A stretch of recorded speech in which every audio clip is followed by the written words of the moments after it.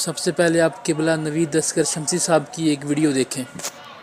آپ انشاءاللہ مسجد سے نکل کے آج ایک تسبیح مجھ پہ تبرے کی پڑھنا، لیکن یہ حقیقت سن لیں کیونکہ یہ ایام ہیں حضرت امام صادق علیہ السلام کی نیاز کے۔ ایک لکڑہارے کا واقعہ ایسا من گھڑت اور اتنی گستاخی معصوم کی نسبت کہ 1.25 کلو پوڑیاں نہ دینے سے معصوم نے اس کا گھر برباد کر دیا۔ العیاذ باللہ ثم العیاذ باللہ۔ میرا آپ لوگوں سے سوال ہے، اگر علاقے کا کوئی طاقتور شخص، اس کا کوئی شخص 1.25 کلو آٹے کا مقروض ہو اور وہ نہ دے، وہ جائے اس کا گھر برباد کر دے، اس کی اولاد کو قتل کر دے، آپ اسے انصاف سمجھیں گے؟ اسے انسانیت سمجھیں گے؟ اسے اخلاق سمجھیں گے؟ بے حیائی کی انتہا جو عام شخص کی نسبت بد اخلاقی شمار ہوتا ہے، آپ اسے مولا کا معجزہ پیش کر رہے ہیں۔ اہل بیت علیہ السلام کے معجزے پڑھنا سننا عبادت، لیکن من گھڑت باتیں سننا بھی گناہ ہے، معصوم کی طرف نسبت دینا بھی گناہ ہے۔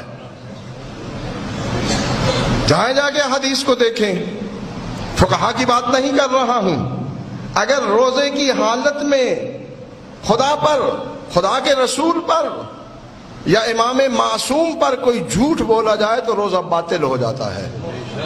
اتنا بڑا گناہ ہے معصوم کی طرف جھوٹ کو منسوب کرنا، جسے آپ اتنی آسانی سے منسوب کر دیتے ہیں کہ گویا کہ کچھ ہوا ہی نہیں ہے۔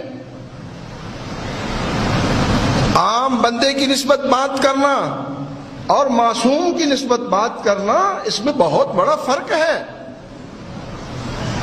معصوم علیہ السلام کے ہر لفظ سے، ہر فعل سے، ہر اشارے سے اسلام کا حکم نکلتا ہے، اسلام بنتا ہے۔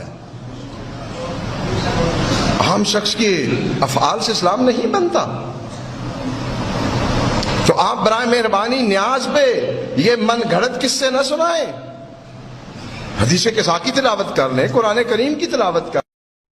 اس کے حوالے سے مجھے رسول اللہ کی ایک حدیث یاد آئی جس میں نبی پاک نے فرمایا، جس نے ذرا برابر بھی تکبر کیا وہ جنت میں نہیں جائے گا۔ تو ایک صحابی نے عرض کی، یا رسول اللہ، ہماری خواہش ہوتی ہے کہ ہم اچھا کپڑا پہنیں، اچھے جوتے پہنیں، تو کیا یہ تکبر ہے؟ نبی پاک نے فرمایا کہ ہرگز نہیں، اللہ تعالیٰ خود بھی جمیل ہے اور خوبصورتی